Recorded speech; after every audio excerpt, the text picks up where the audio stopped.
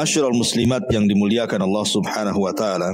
Setiap manusia, saya, ibu-ibu ataupun siapapun, semua sudah dicatat oleh Allah Subhanahu wa taala dalam catatan yang umum yang disebut dengan Lauhil Mahfuz. Baik kelahirannya, baik rizkinya, baik kebahagiaannya, celakanya, bahkan sampai kepada su'ul khatimah dan husnul khatimah, semua dicatat Allah Subhanahu wa taala. Dari sini Allah Subhanahu wa taala berfirman dalam surah Al-Qamar ayat 49, "Inna kulla syai'in khalaqnahu biqadar." Sesungguhnya kami menciptakan segala sesuatu itu ditentukan dengan takdir Allah Subhanahu wa taala. Bahkan tidak ada orang yang lepas daripada catatan takdir. Semua makhluk yang Allah Subhanahu wa taala ciptakan termasuk kita, tidak ada yang lepas daripada takdir Allah Subhanahu wa taala. Lalu apa faedahnya? Seorang muslim itu harus beriman dengan qada dan qadar itu. Begini Bu ya, di masyarakat terutama di orang-orang awam, terkadang di antara mereka apabila ditimpa musibah, apakah musibah berupa kelaparan, susah ekonomi, meninggal orang yang dicintai, kenakalan anak-anak, atau musibah-musibah yang lainnya. Terkadang musibah-musibah itu dijadikan oleh manusia sebagai itab ilallah, celaan kepada Allah Subhanahu wa taala. Padahal jangan sampai menjadikan musibah yang Allah Subhanahu wa taala turunkan kepada kita itu celaan bagi Allah. Tak jarang di masyarakat kita sering mendengar apabila ditimpa musibah kemiskinan, maka mereka akan mengatakan, kenapa saya selalu ditimpa kemiskinan? Kenapa orang atau orang yang ditimpa penyakit yang berkepanjangan? Terkadang dia menyalahkan Allah Subhanahu wa taala dan mengatakan, kenapa si aku saja yang kena penyakit ini? Kenapa orang lain tidak? Atau mungkin perceraian, atau mungkin kenakalan anak-anak. Terkadang objek yang disalahkan itu adalah Allah Subhanahu wa taala. Padahal semua sudah ditakdirkan Allah Subhanahu wa taala. Harusnya kalau seandainya seorang mendapatkan musibah dari Allah Subhanahu wa taala, dia meminta kepada Allah untuk Allah selesaikan musibah ini. Karena Allah yang membuat musibah, Allah yang mengangkatnya. Makanya Allah mengatakan, ma asaba mim musibatin illa biidznillah. Tidak ada sebuah musibah pun yang menimpa seorang manusia kecuali semua karena izin dari Allah Subhanahu wa taala. Kemungkinan Allah Subhanahu wa taala ingin mengangkat derajat orang tersebut, kemungkinan Allah Subhanahu wa taala ingin menghapuskan dosa-dosa orang tersebut, atau kemungkinan Allah sedang menegur karena dia sudah melampaui batas dari ketentuan Allah dan Rasulnya. Harusnya kembali kepada kita, bukan menyalahkan pencipta kita. Makanya salah satu yang bisa melapangkan dada ketika saat-saat Allah memberikan musibah kepada kita itu, yang paling besar adalah karena adanya keimanan kepada qadha dan qadar Allah Subhanahu wa taala, bahwa apa yang sedang kita alami hari ini itu sudah dicatat 500 tahun sebelum Allah Subhanahu wa taala menciptakan langit dan bumi, apalagi menciptakan kita. Makanya kemudian Allah Subhanahu wa taala berfirman, ma asaba min musibatin fil ardi wala fi anfusikum illa fi kitabin min qabli an nabraha inna dzalika 'ala Allahi yasir. Tiada satupun bencana yang menimpa bumi dan pula yang menimpa pada dirimu melainkan telah ditulis di dalam kitab Lauhil Mahfuz sebelum kami menciptakannya. Sesungguhnya yang demikian itu mudah bagi Allah Subhanahu wa taala. Jadi kalau seandainya seseorang mengalami musibah, maka orang yang beriman kepada qada dan qadar, maka dia tidak akan terlena dengan kesedihan. Dia tidak akan berterusan sedih terus, tidak mungkin. Ataupun ketika ditimpakan kenikmatan dari Allah Subhanahu wa taala, tidak lantas kemudian dia merasa seolah-olah dia orang yang paling beruntung dan menganggap bahwa kenikmatan itu merupakan tanda sayang Allah kepadanya. Bukan itu. Maka seseorang yang beriman kepada qada dan qadar itu, hatinya akan lapang. Kalau memang ada musibah yang menimpa, maka dia tidak akan berlarut dengan kesedihan. Dan kalau dia mendapatkan kenikmatan, tidak mungkin bergembira sampai melupakan yang lainnya. Itulah pentingnya beriman dengan qada dan qadar. Contoh, pamannya ibu disakiti oleh disakiti oleh manusia dengan ucapan-ucapannya yang menyakitkan, difitnah, dibuli, dicaci, dimaki, dighibah, atau yang lainnya. Tentu ucapan manusia terkadang menyempitkan dada, Bu. Betapa banyak gara-gara ucapan manusia sempit dadanya yang kemudian mengakhiri dengan cara ingin membunuh dirinya, atau seolah-olah dia menjadi orang yang tidak berguna, atau mungkin menyalahkan Allah, kenapa aku jadi objek gibahan manusia. Tapi kalau dia beriman dengan qada dan qadar, sesungguhnya yang menimpa hari ini, kenapa orang membicarakan kita, memfitnah kita, boleh jadi sudah ditulis lauhil mahfuz 500 tahun sebelum Allah menciptakan langit dan bumi. Sehingga kita tenang. Kita tenang. Gak apa-apa mereka ngomong tentangnya. Sudah ditulis lauhil mahfuz. Cuman kejadiannya baru sekarang. Makanya kemudian orang yang beriman kepada qada dan qadar itu hatinya tenang, karena semua sudah ditakdirkan, semua sudah dicatat. Tidak ada yang meleset bagi Allah. Yakini bahwa apa yang Allah kehendaki, kalaupun manusia tidak berkehendak, pasti terjadi.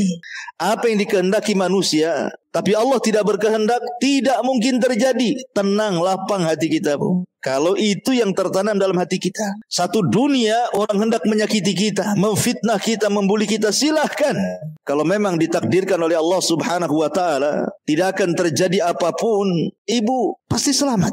Mau difitnah apapun, kalau Allah tidak berkehendak, ibu celaka, tidak mungkin celaka. Tapi sebaliknya, kalau manusia berkehendak agar ibu tidak celaka, tapi Allah berkehendak ibu celaka, pasti celaka. Jadi beriman kepada takdir itu luar biasa faedahnya. Supaya orang yang bersedih jangan berlarut, orang yang bahagia jangan melampau. Karena semua takdir dari Allah subhanahu wa ta'ala. Apa masalahnya? Semua sudah ditakdirkan Allah. Orang yang dicintai meninggal, memang sudah ditakdirkan harus meninggal. Kemudian kalau seandainya disempitkan usahanya, memang sudah ditakdirkan sedang disempitkan usahanya. Kalau seandainya ada masalah-masalah yang lain, memang sudah ditakdirkan seperti itu. Tapi ada sebuah keyakinan dalam hati kita, inna ma'al usri yusra. Setiap kesulitan itu pasti akan datang kemudahan. Yakin dengan takdir. Karena orang kalau tidak yakin takdir, ya tadi akhirnya dia menyalahkan Allah, menyalahkan nasibnya, menyalahkan dirinya, seolah-olah dia tidak berguna hidupnya, dan begitu seterusnya. Akhirnya putus asa, setelah putus asa tak jarang mengakhiri dirinya, naudzubillah.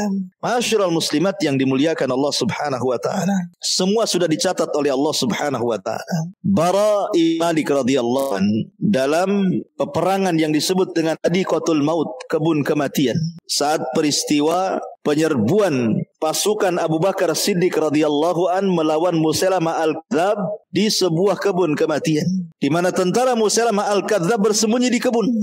Dan kebun itu dibenteng dengan sangat kokoh, tidak bisa ditumbangkan benteng itu. Akhirnya Bara ibn Malik manjat ke atas benteng. Kemudian dia terjun ke balik benteng sambil menyerang penjaga-penjaga benteng, dan dia berhasil membuka benteng sehingga para sahabat masuk dan berhasil menaklukkan tentara Musailamah al-Kadzdzab. Tapi Bara bin Malik tidak meninggal. Padahal secara logika, Bu, benteng itu dijaga pasukan banyak. Dia loncat ke balik benteng untuk membukakan benteng itu, sehingga dia harus berperan, berhasil membuka benteng. Tapi karena Allah belum mentakdirkan ajalnya, ya selamat dia. Ya, karena takdir Allah subhanahu wa ta'ala. Khalid ibn Walid dalam pembaringannya saat sakit menuju kematiannya, dia mengatakan di hadapan teman-temannya, demi Allah tidak ada sekujur badanku dari kepala sampai kaki, melainkan ada bekas panah, bekas tombak, bekas pedang, dan bekas senjata-senjata yang menusuk badanku. Kata Khalid, tapi sekarang aku akan mati dalam pembaringan. Kenapa aku tidak mati di medan perang? Harusnya Khalid itu mati syahid di peperangan. Karena tidak ada sekujur badan kecuali ada bekas sayatan pedang, bekas tusukan tombak, ataupun panah, atau senjata-senjata perang. Tapi Allah tidak takdirkan dia mati dalam peperangan. Justru Khalid ibn Walid meninggal dalam pembaringan. Tidak lepas dari takdir Allah subhanahu wa ta'ala. Ma'asyiral muslimin yang dimuliakan, muslimat yang dimuliakan Allah subhanahu wa ta'ala. Umar ibn Khattab radhiyallahu anhu ketika menjelang ajalnya, atau dia menghendaki ajalnya, dia menghendaki kalau seandainya ajalnya itu ingin di atas kesyahidan dan ingin meninggal di tempat yang situ tempat hijrah Nabi. Jadi berdoa setiap hari, ya Allah, wafatkan aku dengan mati syahid di tempat hijrah Nabi. Itulah doanya Umar bin Khattab radhiyallahu anhu. Logika bu, di zaman Umar bin Khattab kekuasaan kaum muslimin itu sampai ke daratan Persia, bahkan menguasai sebagian Romawi. Kekuatan Islam luar biasa di zaman Umar bin Khattab radhiyallahu anhu di atas keemasan. Siapa yang berani menyerang ibu kota sehingga terjadi pertempuran, kemudian Umar mati dalam pertempuran itu? Enggak ada yang berani menyerang kota Madinah. Tapi Umar yakin kalau sudah takdir Allah Subhanahu wa taala, tidak mustahil dia meminta kepada Allah untuk mati syahid di kota Madinah, tempat hijrah Nabi SAW. Yakin dengan takdir. Akhirnya suatu ketika Mughirah bin Syu'bah datang dari Persia membawa budak yang bernama Abu Lu'lu al-Majusi, meminta izin agar dia diperbolehkan tinggal di Madinah. Orang Majusi, orang kafir. Umar tidak mengizinkannya, karena tidak boleh ada orang kafir di kota Madinah. Yahudi saja diusir di zaman Nabi.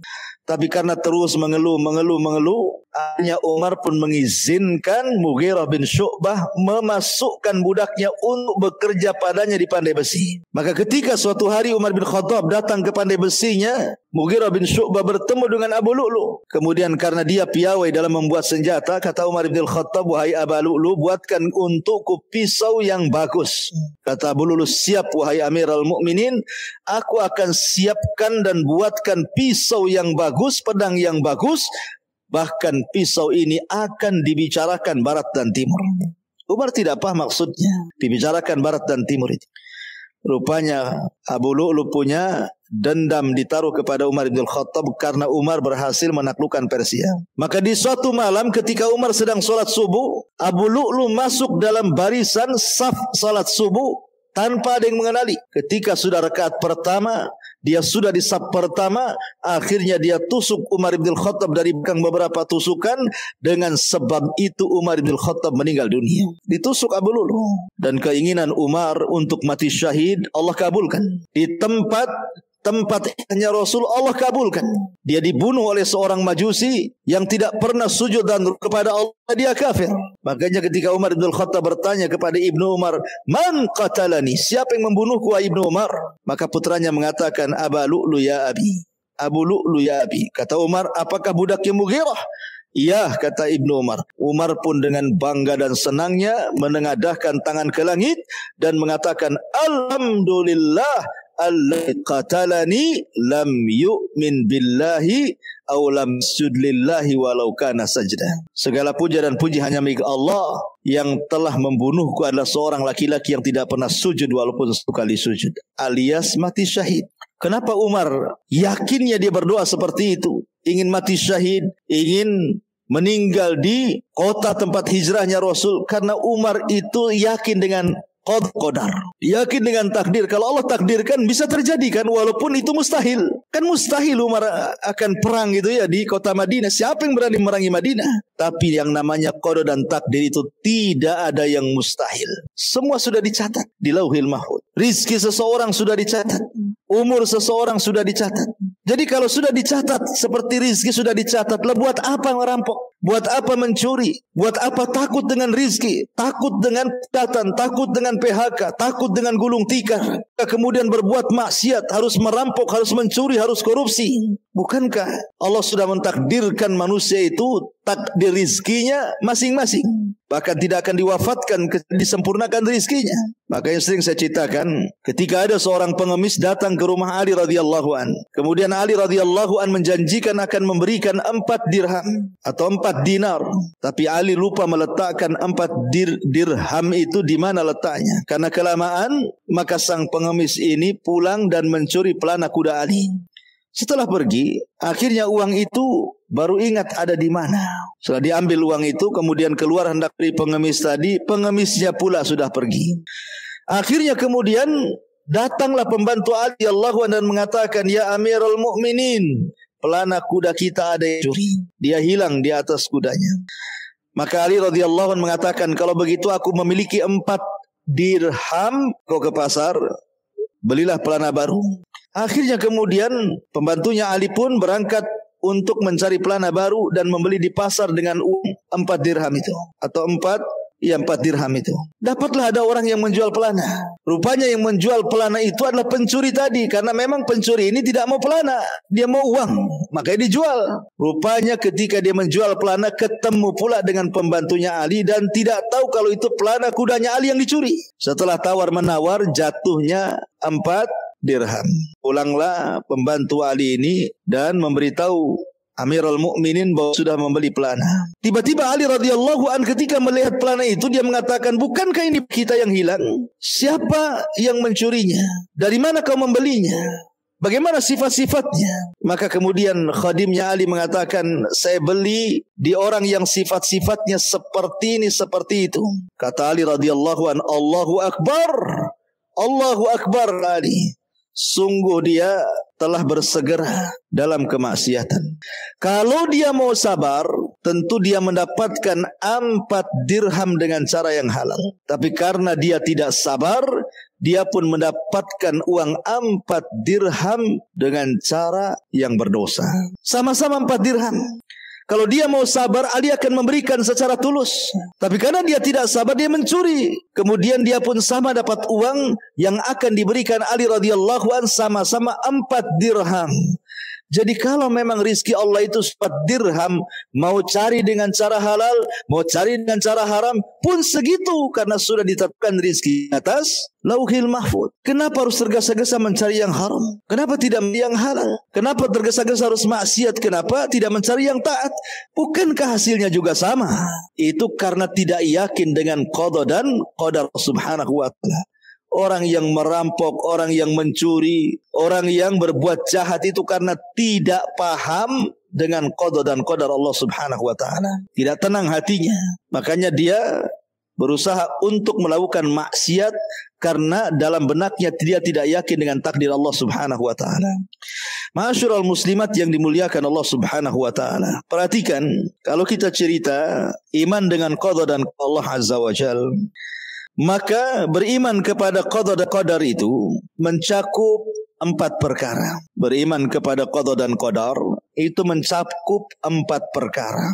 Siapa yang mengimani 4 perkara dan paham dengan 4 perkara ini, berarti dia telah beriman kepada qada dan qadar. Siapa yang mengingkari 1 dari 4 perkara ini, maka dia telah mengingkari qada dan qadar Allah subhanahu wa ta'ala. Apa saja 4 perkara ini?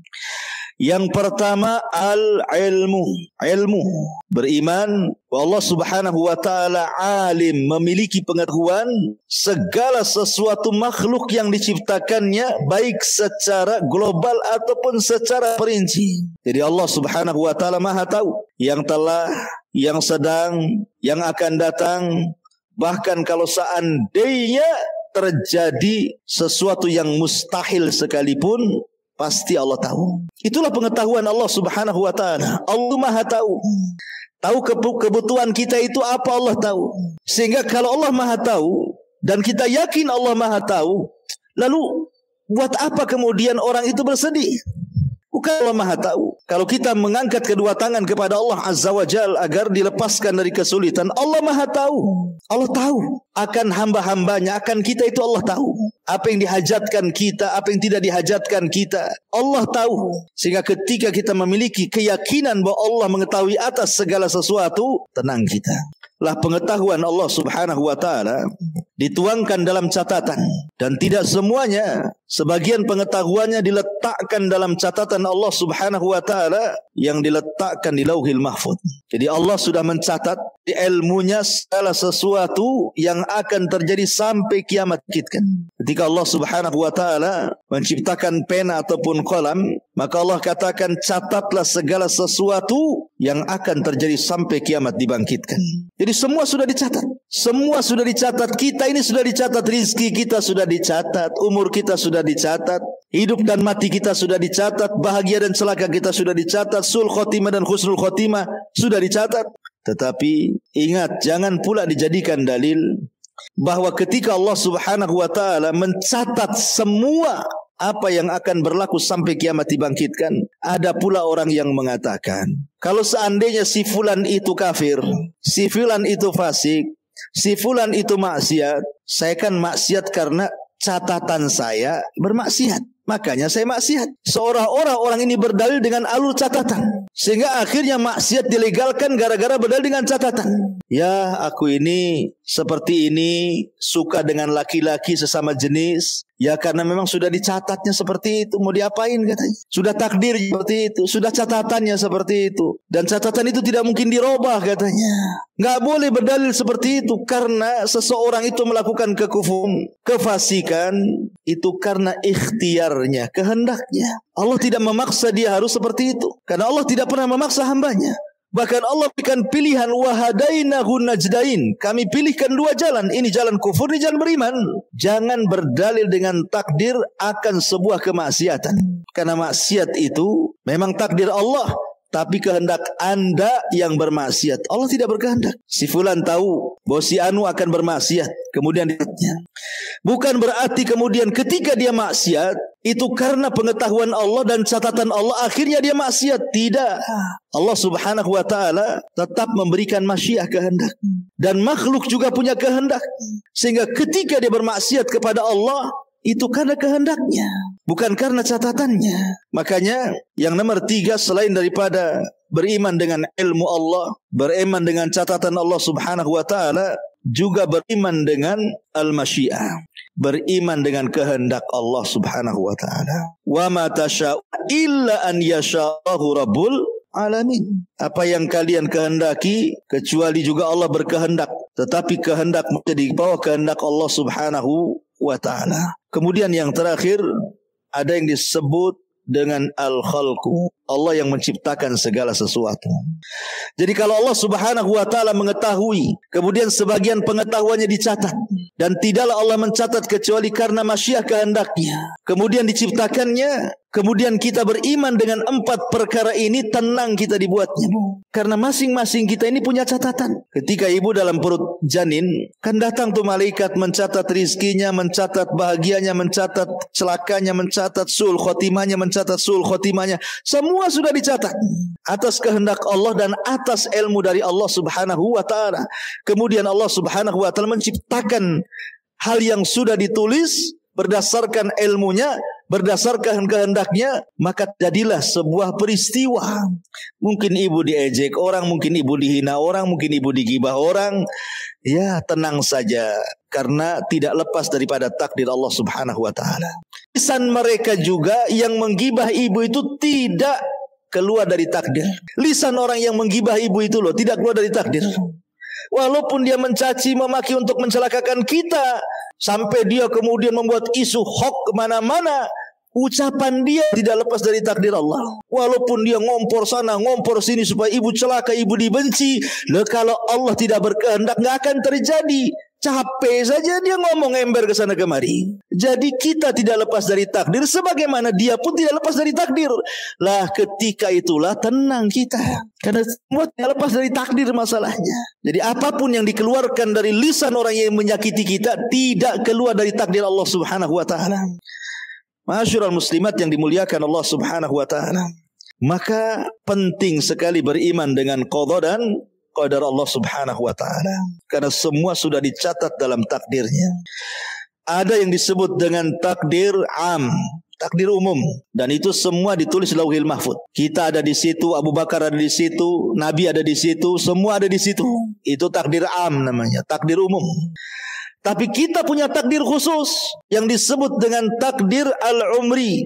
Ketika kita berada di perut ibu kita 4 bulan, maka datang malaikat, kemudian yu'mar bi arba'i kalimat, diperintahkan untuk mencatat 4 perkara. Bikatbi rizkihi, rizkinya, wa ajalihi, ajalnya, wa amalihi, amalannya, wa syakiyin au sa'idin, celaka dan bahagianya, sul khotimah dan husnul khotimahnya, semua sudah dicatat. Jadi ada catatan khusus, hanya kita saja yang dicatat. Dari mulai lahir sampai mati, ada catatan umum. Kita bergabung dengan Umar, Abu Bakar, Utsman, Ali dan sahabat-sahabat, dan juga para mazhab Syafi'i, Ahmad dan semua manusia dikumpulkan dalam satu catatan umum namanya. Tapi ada catatan khusus, catatan kita saja.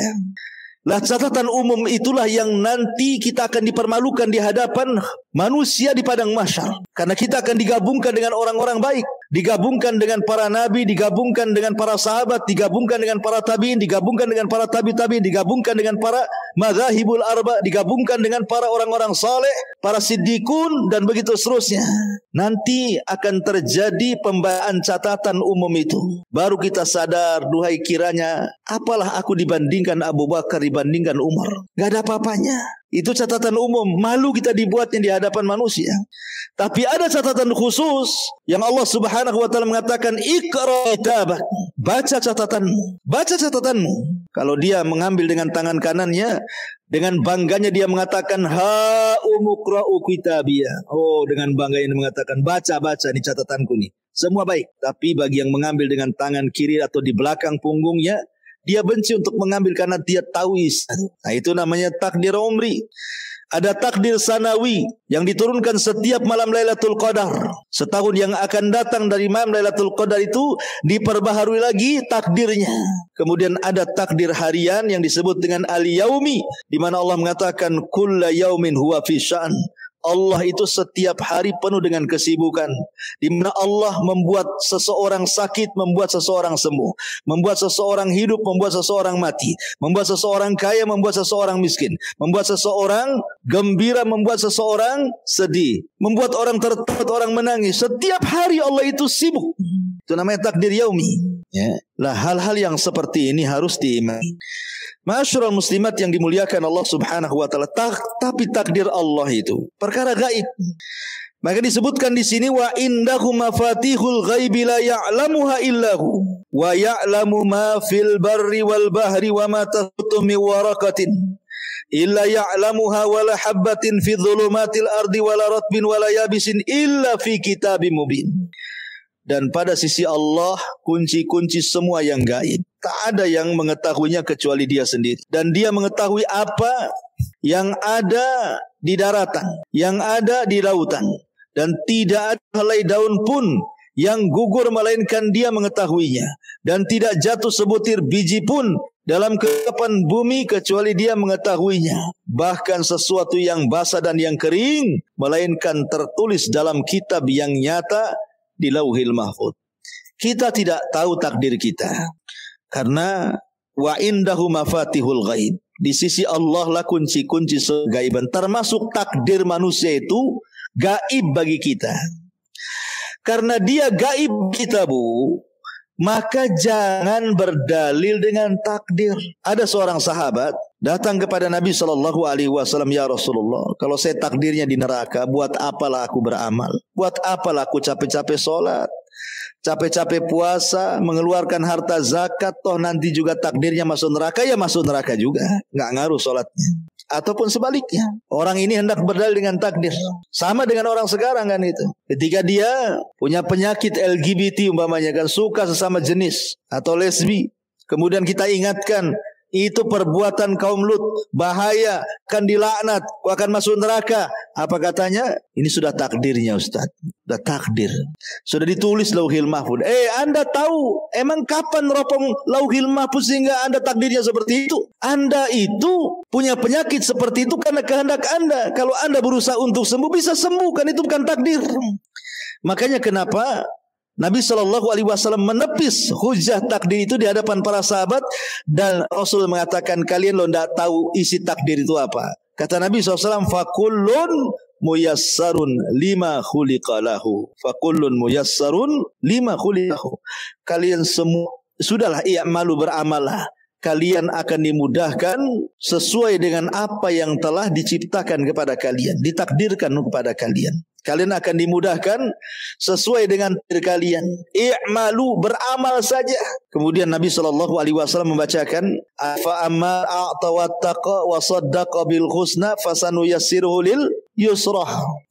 Adapun orang yang suka memberi dengan ilmunya, dengan hartanya, dengan pengetahuannya, dalam rangka mengikhlaskan diri kepada Allah, takwa, dan dia percaya dengan sorga dan juga nikmatnya, fasanu yassiruhu lil yusra. Sudah mudah langkahnya, Allah mudahkan. Mudah dia solat, mudah dia puasa, mudah dia sedekah, Allah mudahkan lagi. Jadi kalau seandainya seseorang itu melaksanakan solat 5 waktu, rajin dia, kemudian setelah itu dia berusaha untuk menempel dengan yang sunnah-sunnah. Mulai qiyamul lail dia lakukan, duha dia lakukan, terus akhirnya nambah lagi dengan sunnah-sunnah yang lainnya. Kemudian merembet ke puasa, merembet ke sedekah, merembet ke yang lainnya. Maka kalau itu terus setiap hari kita perbaiki ibadah kita, makin ditambah, pasti Allah akan akhiri kita seperti itu. Kita akan meninggal di atas ibadah. Tapi kalau sehari-hari orang itu bermaksiat, jadi Allah akhiri seperti itu. Yang jelas bahwa kata Rasul, i'malu, beramal solehlah, karena kalian akan dimudahkan sesuai dengan takdir kalian. Makanya kenapa Allah Subhanahu wa taala berfirman, fa idza faragta fansab wa ila rabbika farghab. Kalau sudah melakukan amal soleh yang satu, maka beranjak kepada amal soleh yang kedua. Apabila yang kedua sudah selesai, beranjak kepada yang ketiga. Apabila yang ketiga selesai, beranjak kepada yang keempat. Seperti Abu Bakar Siddiq radhiyallahu anhu, dia puasa dalam satu hari. Di hari yang sama dia mengikuti jenazah. Di hari yang sama dia cari orang sakit kemudian menjenguknya. Di hari yang sama dia memberikan sedekah kepada fuqara wal masakin. Begitulah Abu Bakar Siddiq radhiyallahu anhu, dan orang yang terus seperti itu akan diakhiri seperti itu. Tapi orang yang tidak seperti itu, justru dia menyibukkan diri dengan maksiat, boleh jadi dia akan diakhiri seperti itu di atas kemaksiatan kepada Allah. Karena orang itu diwafatkan sesuai kebiasaannya. Lah, karena kita tidak tahu takdir Allah seperti apa, maka cukuplah kita beramal. Tidak usah menerka-nerka takdir saya di neraka, takdir saya di sorga, takdir saya begini, takdir saya begitu. Emang karena Anda melihat, meneropong lauhil mahfuz sehingga tahu isinya yang Allah takdirkan kepada kita. Ingat, semua adalah kegaiban dan itu hanya Allah Subhanahu wa taala yang tahu. Ma'asyiral muslimat yang dimuliakan Allah Subhanahu wa taala. Dalam sebuah hadis, di sini Nabi sallallahu alaihi wasallam bersabda, "Inna ahadakum yujma'u khalquhu fi batni ummihi arba'ina yawman nutfatan. Thumma yakunu 'alaqatan mithla dhalik, thumma yakunu mudghatan mithla dhalik, thumma yursalul malaku fayanfukhu fihi ruha wa yu'maru bi arba'i kalimat bi katbi rizqihi wa ajalihi wa amalihi wa syakiyun aw sa'idun fa walladzi la ilaha illa ghairu. Inna ahadakum la ya'malu bi amali ahlil jannah hatta ma yakunu bainahu wa bainaha ila dhira' fayasbiqu alaihi alkitab fayamalu bi amali ahli nar fayadkhuluha wa inna ahadakum la ya'malu bi amali ahli nar hatta ma yakunu bainahu wa bainaha illa dhira' fayasbiqu alaihi alkitab fayamalu bi amali ahli jannah fayadkhuluha." Sesungguhnya kata Rasul, setiap kamu dikumpulkan penciptaannya dalam perut ibumu selama 40 hari dalam kondisi segumpal sperma, kemudian menjadi segumpal darah selama 40 hari berikutnya, kemudian menjadi segumpal daging selama 40 hari berikutnya, artinya genap 4 bulan. Kemudian diutuslah kepadanya seorang malaikat untuk meniupkan ruh padanya, dan ia diperintahkan untuk mencatat 4 perkara, mencatat rizkinya, mencatat ajalnya, mencatat amalnya, dan mencatat bahagia dan celakanya. Kemudian Rasul mengatakan, demi zat yang tiada Tuhan yang berhak disembah kecuali Dia, sungguh ada kalanya seseorang darimu benar-benar mengamalkan amalan ahli sorga, sehingga ketika jarak antara dia dengan sorga tinggal 1 hasta, namun takdirnya telah mendahuluinya, lalu dia beramal dengan amalan ahli neraka sehingga dia masuk ke dalam neraka. Dan ada seseorang di antara kamu yang mengamalkan amalan penduduk neraka, namun ketika jarak antara dia dengan neraka tinggal 1 hasta, takdirnya pun telah mendahuluinya, maka dari itu pun dia amalkan amalan ahli sorga sehingga dia Allah masukkan dia ke dalam sorga. Lihat, semua sudah dicatat dan semua sudah ditakdirkan Allah Subhanahu wa taala. Ada yang dohirnya, dohirnya ahli solat, ahli puasa, ahli ngaji, ahli haji, dohirnya. Tetapi batinnya kan tidak tahu. Rupanya dia mengamalkan amalan itu karena riya, karena ingin dilihat orang, dipuji orang. Padahal kalau seandainya dia mengamalkan karena Allah, tentu jarak dia dengan sorga itu tinggal 1 hasta. Tapi karena amalan yang ia lakukan itu dalam rangka riya, akhirnya yang tinggal 1 hasta itu tidak menjadikan dia masuk sorga, justru dia masuk neraka. Tapi ada juga yang dohirnya, ya amalannya kurang. Terkadang mungkin dia ada maksiat, tapi dia punya amalan yang kita tidak tahu. Hanya dia dengan Allah yang tahu. Mungkin amalan itu sangat ikhlas dan sangat berharga bagi dia di hadapan Allah. Rupanya yang kita anggap dia biasa-biasa saja, terkadang maksiat, dimasukkan pula ke dalam sorga. Padahal maksiat dia itu sudah mendekatkan dia tinggal satu hasta ke neraka. Kita tidak tahu. Semua takdir Allah Subhanahu wa taala. Kita tidak bisa memvonis, kita tidak boleh menjustis, kita tidak boleh menuduh si fulan ahlul jannah, si fulan ahlun nar dalam kondisi orang masih hidup. Karena kita tidak tahu akhir kehidupan manusia. Ma'asyiral muslimat yang dimuliakan Allah Subhanahu wa taala. Makanya manusia itu saat detik-detik wafat, saat detik-detik wafat. Kenapa manusia itu bisa su'ul khotimah, Bu? Orang yang detik-detik wafat. Kenapa sih orang itu ada yang sampai su'ul khotimah? Kata Siddiq Hasan Khan rahimahullahu taala mengatakan, karena ada dua perkara kenapa orang itu jadi su'ul khotimah. Perkara yang pertama, karena dikuasakan kepada orang tersebut ajaran sesat. Boleh jadi ketika di dunia dia mempelajari filsafat sesat, mengotak-ngatik Allah, mengotak-ngatik zat Allah sampai bingung, sehingga ketika sakaratul maut dia bingung dengan Tuhannya karena semasa hidupnya suka mengotak-ngatik Tuhannya itu. Atau yang kedua, terkalahkan dunianya, karena ketika masa hidup dia sibuk dengan dunia, sibuk dengan pekerjaan, sibuk dengan usaha, sibuk dengan bisnis. Ketika sakaratul maut, yang diwasiatkan kepada anak-anaknya, nah kalau ibumu mati, ayahmu mati, jaga tuh perusahaan yang sebelah sana.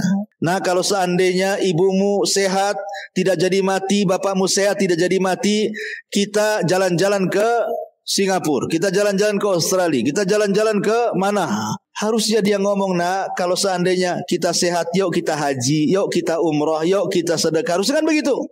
Tapi karena terkalahkan dengan dunianya, akhirnya itu yang diucapkannya, jalan-jalan ke negeri kafir. Akhirnya diwafatkan dengan angan-angan seperti itu, sul khotimah itu dia. Makanya Rasul mengatakan, i'malu fakullun muyassarul lima khuliqa. Sudah banyak beramal solehlah supaya jangan diakhiri dengan su'ul khotimah. Kemudian hadis yang kedua yang dicantumkan mu'alif rahimahullahu ta'ala, hadis Ibnu Abbas radhiyallahu anhu.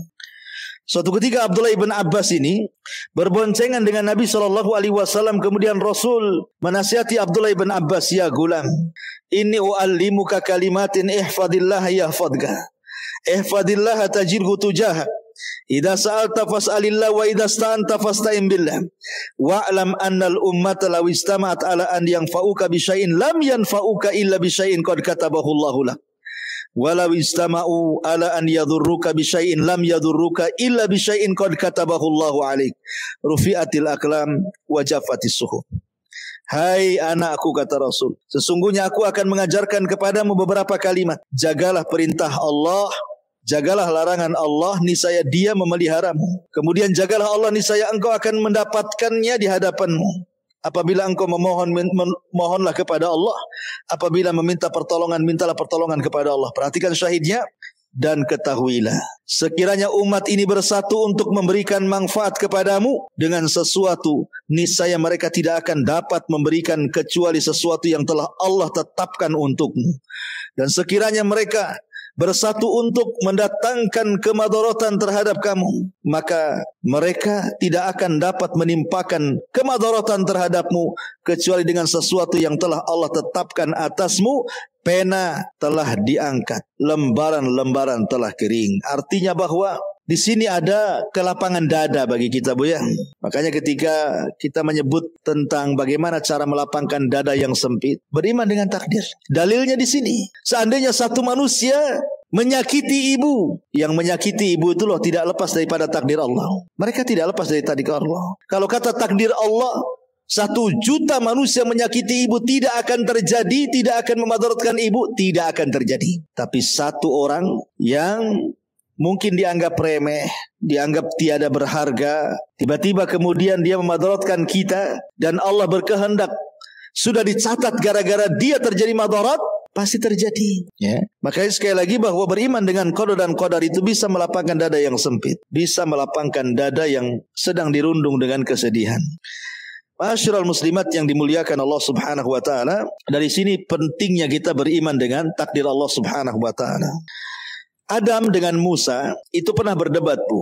Perdebatannya adalah ketika Nabi Musa mengatakan kepada Adam, wahai Adam, anta abuna, engkau kan bapak kami. Gara-gara engkau memakan buah larangan, akhrajtana minal jannah. Kaulah yang menjadikan kami semua akhirnya mengikuti dirimu keluar dari sorga. Coba kamu tidak makan buah larangan, tentu kami akan tinggal di sorga, kata Musa.